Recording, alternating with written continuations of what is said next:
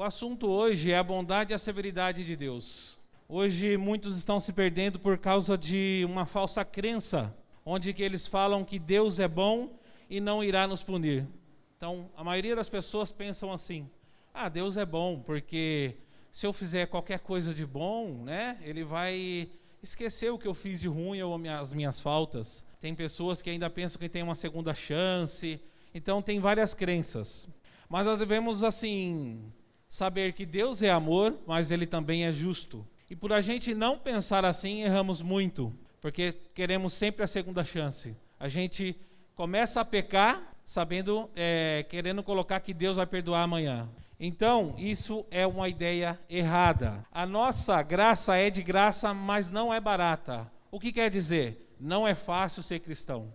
Não é fácil ser cristão dentro da nossa casa. Não é fácil ser cristão no nosso trabalho.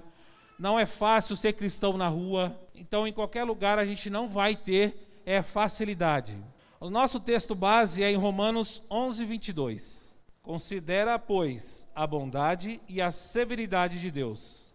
Para com que os caíram, severidade, mas para contigo, benignidade. Se permaneceres em sua benignidade, de outra maneira, também tu serás cortados. E também eles, se não permanecerem na incredulidade, será enxertados, porque poderoso é Deus para que os tornar e enxertar. Aqui, na carta de Romanos, que foi escrita por Paulo, era para explicar como a salvação era oferecida por meio do Evangelho de Jesus. Então não tem outro caminho de nos salvar se não for Jesus. Não tem você comprar com dinheiro, não tem como você fazer uma bondade, porque tem gente que fala assim: mas hoje eu ajudei tal pessoa, mas todo mês eu ajudo tal pessoa. Então eles acham, né, nós achamos que o que nós queremos fazer, ou só o que é fácil para nós fazermos, vai resolver. E não é assim. Então, quando fala, considerai, pois, a bondade e a severidade de Deus, é que você tem que saber, Ele é bom, mas Ele também é justo. Ele vai cobrar de alguma forma aquilo que você deixou de fazer, ou aquilo que você fez que não era para ter feito. Muitos aqui devem estar assim: mas eu pedi uma resposta para Deus. E se você inverter, eu tenho que fazer por merecer? Porque às vezes você não está fazendo o que é para ser feito e quer receber uma graça que você não tem direito. Como a gente sempre fala assim, tem pessoas que querem colher antes de plantar. Tem pessoas que querendo colher o fruto sem plantar nada. E está errado. Tem outro texto que a gente pode ler, é Deuteronômio 28, 1. E será que, se ouvires a voz do Senhor teu Deus, tendo cuidado de guardar todos os seus mandamentos que eu hoje te ordeno, o Senhor teu Deus te exaltará sobre todas as nações da terra. Aqui um livro escrito por Moisés. Moisés teve muito trabalho, né, com o povo, conduzindo o povo para o Senhor, e ele foi fiel até o final. Cometeu o erro que não era para cometer, então não conseguiu entrar na terra prometida, mas ele fez tudo aquilo que ele teria que ter feito. E nós, às vezes, por uma dificuldade pequena, a gente desiste de muitas coisas. Então, se passasse 1% do que ele passou aqui, a gente não aguentaria hoje.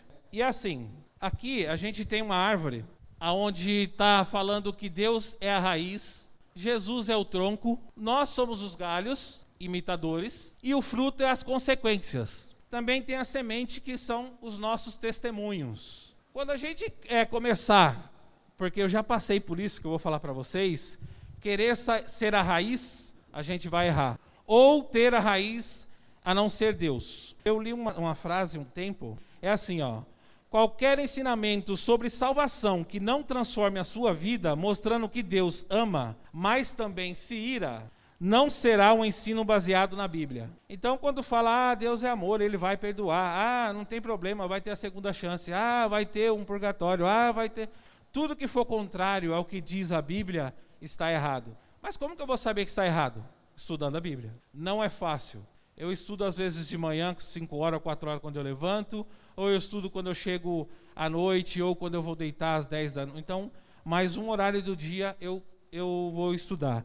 Essa semana, para trazer essa palavra para vocês, e para fazer o que eu tenho que fazer, foi muito difícil. Eu enfrentei muitas dificuldades. A gente trabalha em 10 na produção, teve dia que a gente trabalhou em 3, o dia inteiro. Então teve um dia que eu cheguei em casa, minha esposa teve que passar remédio no meu corpo inteiro, uma pomada lá de dor que eu não estava aguentando de tanto que a gente trabalhou. E ontem também, para eu estar aqui no estudo, pastor, eu passei um apertado, viu? Então na hora de sair deu um problema, eu tive que resolver porque eu sou responsável pela padaria e eu não posso deixar sair de qualquer forma, de qualquer jeito. E aí hoje também eu tive um probleminha lá, mas eu consegui sanar rápido e aí consegui estar aqui. Muitas vezes vocês não vão me ver no estudo e nem no culto, mas eu aviso o pastor, porque é quando não dá mesmo. Porque antes eu me preocupava, avisava, mas eu não tinha esse cuidado, não, eu tenho que estar lá. Até uma vez a gente ia sair, eu falei, peraí que eu tenho que avisar o pastor. Aí a Cláudia, mas tudo você tem que falar para o pastor? Eu falei, sim, eu devo explicação a ele, eu mando mensagem, eu ligo, eu falo, mas eu sempre aviso. Pastor, eu não fui hoje porque eu estava cansado, eu não consegui, eu falo. Se eu estiver errado, ele vai falar, ele vai explicar. E já falando no pastor e de raiz, né? Se a gente não tiver uma raiz forte, se a gente não tiver um alicerce forte, a gente não consegue construir nada em cima dele. Então, assim, a gente tem que saber aonde a gente vai edificar a nossa casa, edificar a nossa vida, né? Aonde a gente vai construir o que a gente quer. Eu aprendi a duras penas. Antes eu fui, né? Eu perdi tudo que eu tinha, eu fui humilhado, eu fui xingado, eu fui desprezado, mas depois eu entendi que eu estava colhendo aquilo que eu plantei.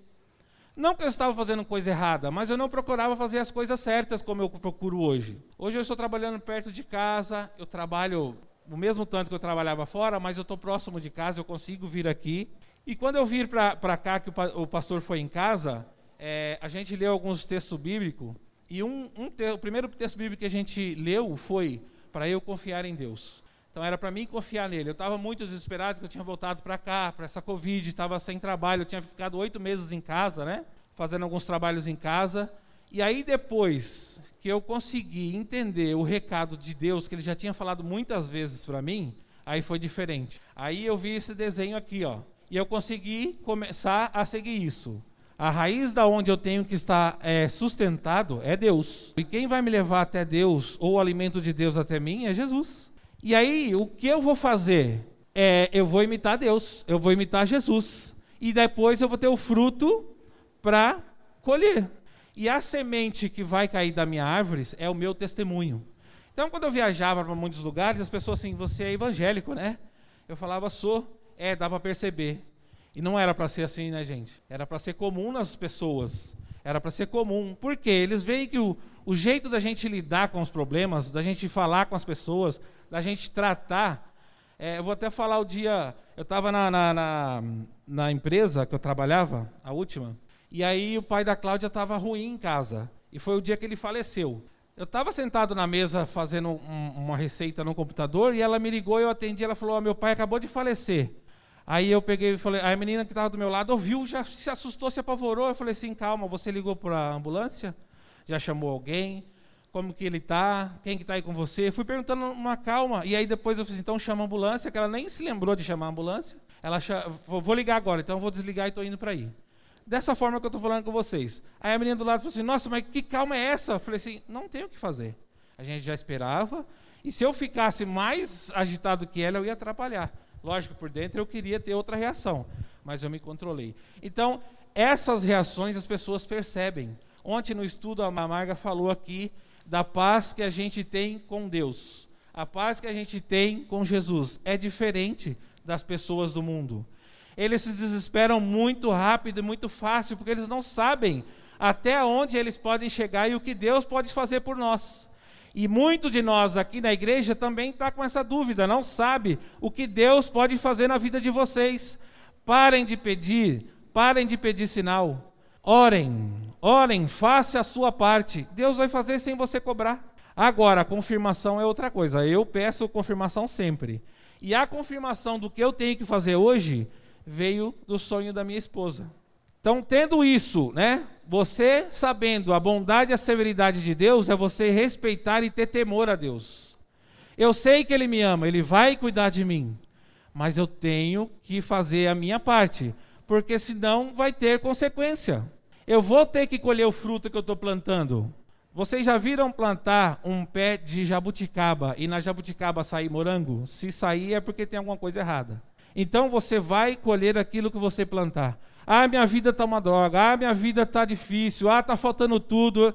Você está colhendo o que você está plantando. O pastor falou uma coisa para mim e eu fiquei pensando, e é verdade, eu nunca parei para pensar dessa forma. Ele falou assim, no último dia que a gente leu o que era para mim crer em Deus, ele falou assim, Alves, a gente não brinca de ser irmão na igreja.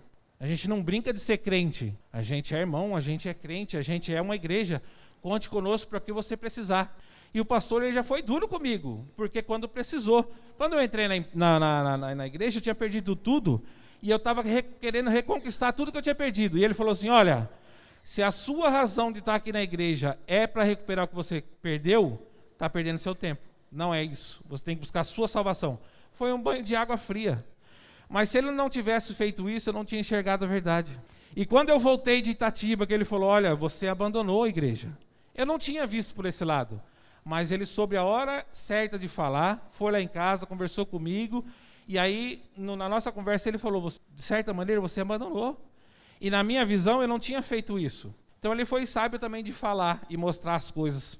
Então por isso que a gente tem que ter alguém para cuidar, a gente tem que estar na igreja e a gente tem que se cuidar. E nós temos que respeitar aqui isso, ó. Deus como raiz, o nosso tronco, Jesus, nós sermos imitadores, sendo galho e dando frutos. E também gerando semente para as outras pessoas. Porque se você der mau testemunho, a pessoa vai lá, vai na igreja, o que faz? Ah, depois quer ser santo. Você entendeu? Então nós temos que fazer a nossa parte. E uma das coisas que Deus pediu para mim fazer hoje é chamar a minha esposa aqui. Vem cá, Cláudia. E aí eu falei para o pastor, eu tive a confirmação nessa semana que eu tinha que fazer isso. Ele, que bom. Porque tudo que Deus está falando, Ele está confirmando para mim. A Cláudia, ela enfrentou muitos problemas comigo desde quando a gente ficou junto, né? A gente ficou junto, a gente dormia numa cama de solteiro, numa casa que não tinha vidro, nada, a porta, né? Tinha bastante pernilongo, isso a gente tinha de sobra. E aí, ela não era aceita pelos meus pais, porque ela é negra, né?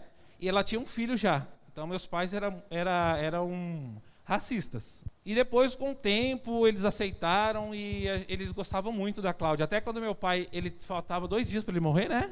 A gente já sabia que ele estava nos finais, assim. O médico falou, ele só vai durar até sexta-feira. E a gente já tinha ido lá algumas vezes, a Cláudia foi lá, pediu perdão para ele, falou que perdoava ele também, porque as coisas que ele tinha falado, beijou ele beijou ela. Então, assim, depois tudo se arrumou, mas a gente passou um cortado, viu? A gente passou bem, assim, tempos difíceis. Quando a gente andava de bicicleta, você andava no cano ainda, né? Eu podia pedalar ainda, eu levava ela.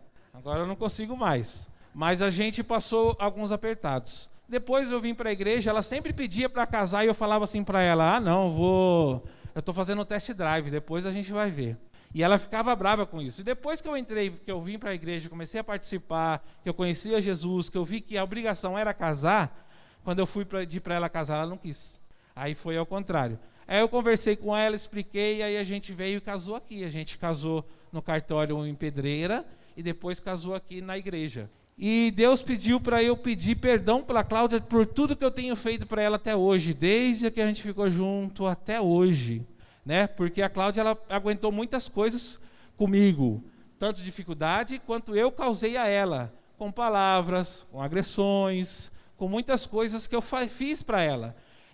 Então Deus falou assim, você vai lá, você vai pregar essa palavra e vai fazer isso, você vai pedir perdão para a Cláudia na frente da igreja. Então, lá no púlpito, aí eu falei, nossa, eu tenho que fazer isso, pastor. Você vai ter que fazer, eu já tive que fazer coisas mais difíceis e tal. E aí veio a confirmação, ela teve um sonho, e no final do sonho ela viu isso, eu fazendo isso, eu falando que amava ela, abraçando ela na frente de muitas pessoas. Então, essa foi a confirmação. Então, essa foi a confirmação do sonho que você queria falar e eu não falei. Você falou, eu estou contando o sonho para você, você não liga. Eu já sabia o que era. E eu não falei nada. Então é isso, Cláudia. Eu quero te pedir perdão de tudo que eu fiz até hoje, de ter feito você chorar, de ter feito você sofrer, de pensar que eu não gostava de você. Eu quero mostrar para você que eu estou arrependido de tudo que eu te fiz para você. Eu quero falar que eu te amo, eu casaria com você novamente, e eu sei que você só tem a mim para contar, porque não tem mais seu pai nem sua mãe, mas eu quero pedir perdão em nome de Jesus aqui, do jeito que ele falou para me fazer. Então, tudo que eu fiz para você até hoje, eu quero pedir perdão para você. O que eu falo para você, gente? Por mais difícil que seja para vocês fazerem, façam enquanto der tempo. Escute o que a palavra fala a vocês. No seu estudo diário, Deus vai falar uma coisa para cada um.